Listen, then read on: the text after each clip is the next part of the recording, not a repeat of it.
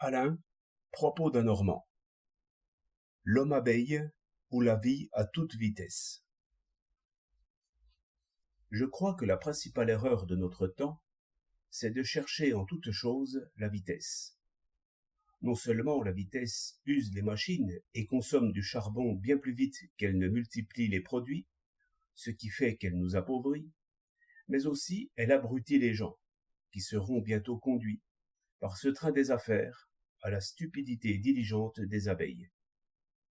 Suivez-les. Ils se lèvent en courant, ils se jettent de l'eau sur le corps et du café brûlant dans l'estomac.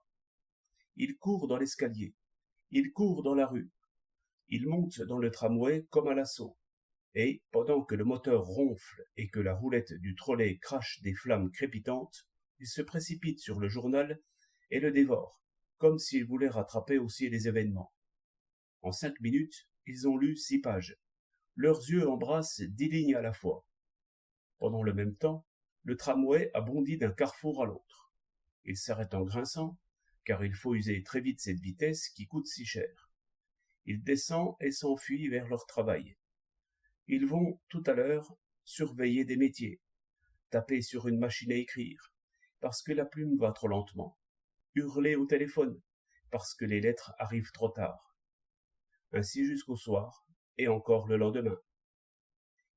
Il y avait pourtant des choses à voir à toute heure, car les saisons vont leur petit train, comme au temps des rois fainéants.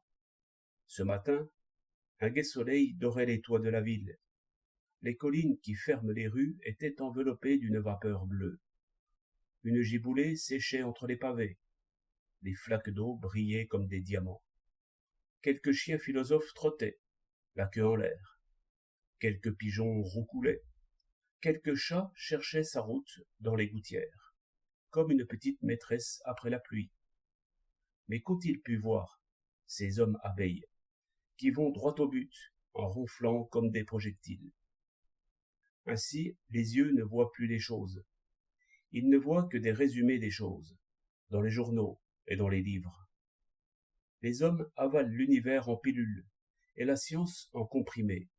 Ils ne parlent plus, ils récitent. Les phrases sont frappées comme des monnaies et circulent de même. Celui qui essaie de réfléchir semble aussi enfant que celui qui voudrait troquer du blé contre du vin, au lieu de feuilleter le catalogue de son épicier. Nous pensons en course, sur circuit préparé. Si l'on veut vivre une vie humaine et savoir comment le monde est fait, je crois bien qu'il faudra s'établir mendiant. 17 mars 1908